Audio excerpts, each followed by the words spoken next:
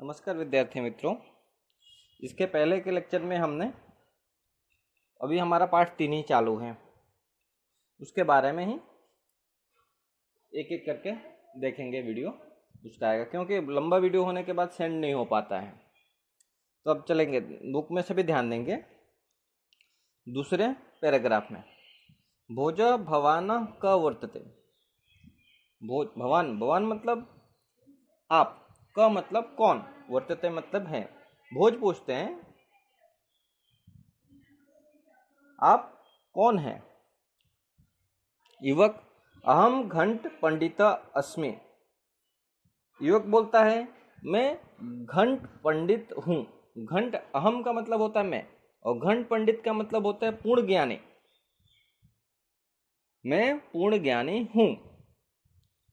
भोजक घंट पंडित किम नाम घंट पंडित इति। भोजक पूछते हैं घंट पंडित अर्थात क्या। युवक का संवाद आता है यथा घटे परिपूर्णं जलम तिष्ठति तथैव मयि परिपूर्णं ज्ञानं वर्तते अतः अहम स्वात्मनं घंट पंडितम मन्ये।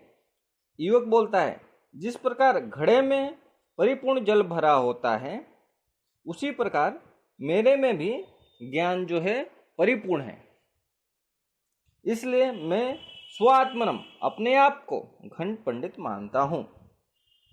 अब भोज बोलते हैं युवकस्य गर्वपुणाम युक्ति श्रुत्वा स्वात्मनम तत्व अप्यधिकम मत्वा अहंकारेण स। यदि त्वं घट असि तर्हि अहम मुद्गरगत्वेन वर्तते। मुद्गर स्विकेन प्रहारेण घटम विनाश्यते अहम अपि घट रूपम भवंतम विनाश्यामि। अब देखेंगे बच्चे, युवकस्य गर्वपुणम। युवक जो होता है अपने बात को जोर से दम के साथ में बोलता है, अपनी युक्ति रखता है, स्वयं को अधिक मानकर अहंकार के साथ वो बोलता है, अपने आप को महान मानकर अहंकार के साथ बोलता है। यदि त्वं घट असि तरहि अहम मुद्गर गत्वेन वर्तते। तब भोज बोलते हैं यदि तुम अपने आप को घट मतलब घड़ा मानते हो तो मैं अपने आप को मुद्गर गत्वेन मतलब हथौड़ा, मुद्गर गत्वेन का मतलब होता है हथौड़ा, हथौड़ी, तो मैं अपने आप को हथौड़ी मानता हूँ। मुद्गर स्विकेन प्रहारेण घटम विनाश्यते। जब मुद्गर जो है, हथौड़ी जो है घट पे गिरेगा, घट पे मारेंगे तो क्या होगा, उसका विनाश हो जाएगा। अहम अपि घट रूपम भवंतम विनाश्यामि। और इस प्रकार मैं तुम्हारे घड़े का विनाश करता हूँ। युवक बोलता है यदि भवान मुद्गर गत्वेन वर्तिष्यति तर्हि अहम अग्नि भवामि। यदि आप मुद्गर मतलब हथौड़ा के रूप में व्यवहार करोगे तो मैं अग्नि बनूंगा। भवामी मतलब बनता हूं। यदि आप हथौड़े के रूप में व्यवहार करेंगे तो मैं अग्नि बनूंगा। दहन कर्मा अग्नि भूत्वा मुद्गरम भस्मम करिष्यामि। जलाने का काम करने वाली अग्नि बनकर मैं हथौड़े को भस्मीभूत मतलब राख कर दूंगा। अग्नि क्या करती है, लोहे को जला करके पिघला करके उसको राख बना देती है। तो युवक बोलता है कि यदि आप हथौड़ा बनेंगे तो मैं अग्नि बन जाऊंगा और अग्नि बन करके आपके हथौड़े को मैं राख कर दूंगा। तब भोज बोलते हैं त्वं यदि वहित्वेन वर्तिष्यते तर्हि अहम वृष्टि भविष्यामि। अब देखो, वहित्वेन का मतलब होता है अग्नि और वृष्टि का मतलब होता है पानी, वर्षा का पानी जो होता है। यदि तुम अग्नि के रूप में व्यवहार करोगे तो मैं वर्षा बनूंगा। वृष्टे पुरतः वही स्थानु न शक्नोति तथा त्वम अपि मम पुरतः स्थानुम न शक्नोषि। बरसात के आगे अग्नि खड़ी नहीं रह सकती, उसी प्रकार तुम भी मेरे सामने खड़े नहीं रह सकोगे। तुम सब बच्चे जानते हो कि आग हो, आग में पानी डाले तो आग कैसा हो जाता है, बुझ जाता है।